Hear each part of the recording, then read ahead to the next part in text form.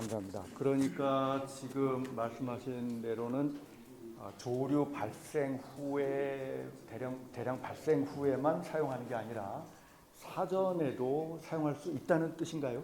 현행 규정에도 사용이 가능하다. 예. 그래서 승인을 받아야 돼요.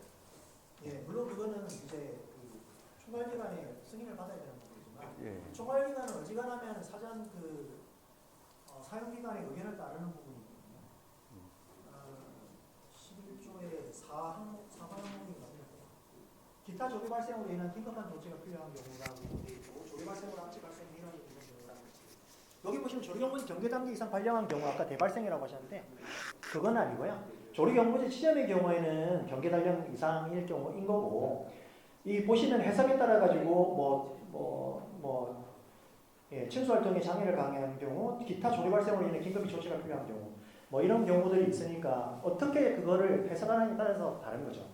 예, 그렇게 해서 신청을 하실 수 있습니다. 사용기관은. 예, 그러니까 발생 전에도 신청이 가능하다는 거죠. 지금 말씀을. 신청은 가능합니다. 예, 조류 발생에 의해서 침수 활동이 장애가 있는 경우에 사용한다고 했는데, 네. 침수 활동에서 장애가 있을 것으로 예상되는 경우도 사용할 수 있는 거죠, 그러면. 네, 요건 사용할 수 있다고 봅니다. 근데 저는 분명히 말씀드린 등록 업무를 하는 분이고, 예. 요거 같은 경우는 사용기간, 아니 승인기간이 총괄기관에서 결정하는 문제죠. 예.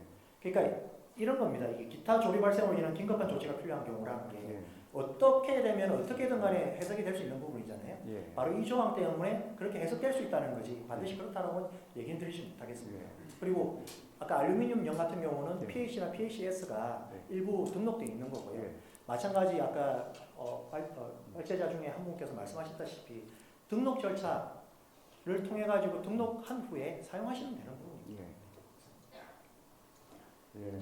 그 등록자가 수자원공사인 줄은 몰랐네요. 거기 삼구화학이라고만 나와 있어서 그 수자원공사에서 이제 등록을 한 거군요. 근데 수자원공사에서 등록을 했는데 사용은 안 하지 않습니까? 수자원공사에서.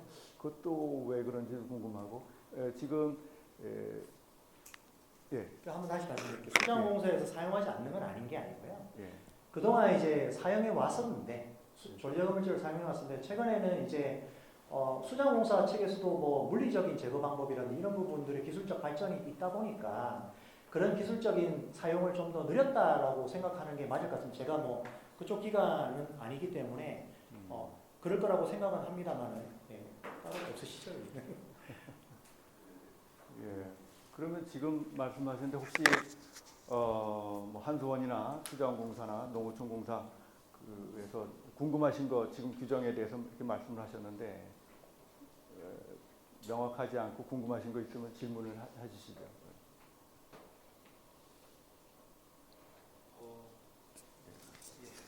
다 저를 쳐서 제가 대답을 저기 아까 말씀하신 대로 지침서는 그렇게 되어 있습니다. 해가지고 경계 단계 외에도 사용할 수 있고 신청할 수 있는데 실질적으로 신청하는 사례가 극히 드물고요. 왜 그럴까요? 하더라도 지자체에서는 경계 단계라는 그게 엄연히 딱 조항이 있는데 굳이 이게 애매모호한 조항을 가지고 나서서 하기는 좀 어려운 측면이 있거든요.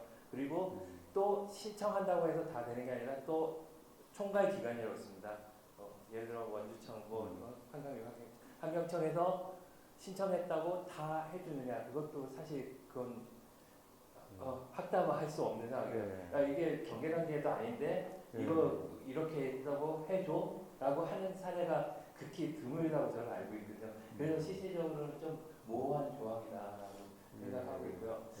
그리고 아까도 제가 한번 제안을 드린 바가 있는데 등록할 때 상당히 절차가 엄격합니다. 이게 왜냐하면 안전에 대한 상황이기 때문에 상당히 엄격한 절차로 해서 등록을 한 만큼 아니 그거보다 더 강한 그 독성 시험이나 이런 거를 하더라도 사후 조사가 제가 여기 보면은 이제 지침서에 별표 2가 있습니다.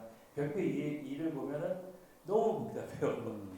아까도 말씀드린 한 조류 제거를 보통 한 하루에 끝내진 않거든요. 한 열흘 정도는 하거든요. 열흘 정도 하면은 매일매일 사전조사, 사후조사 이거를 하면은 그 배보다 배꼽이 더 나올 수 있는 게 기본적으로 한 몇천만 원은 조사비로 나가게 되거든요.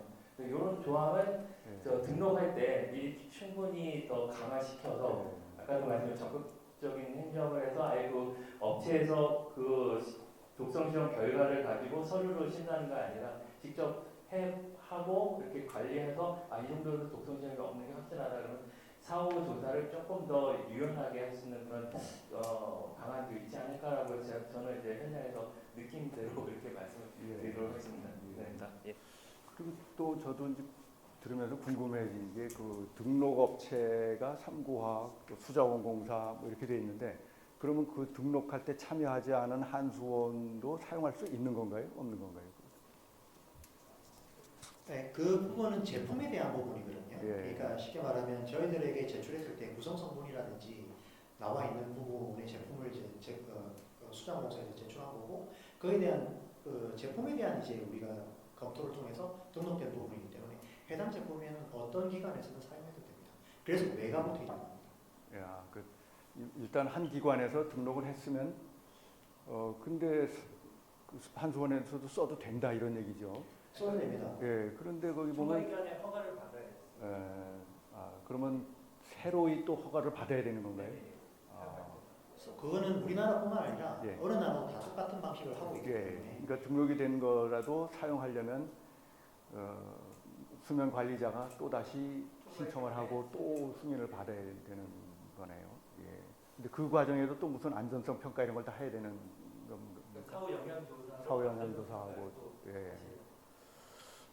여러 가지로 하여간 좀 어려운 점도 많고 그렇습니다. 하여간 유해한 남조류, 유해 녹조 현상이 발생하는 것을 방치하지 말고 좀 사전에 줄이면서 이 수질 개선을 위해서 우리가 효율적으로 관리를 할 수 있으면 좋겠다는 생각입니다.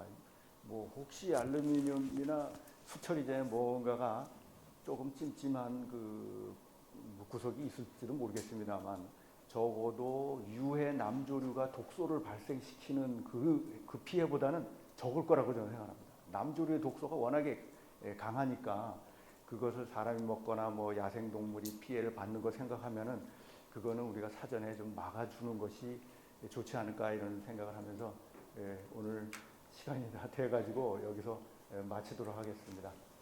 감사합니다.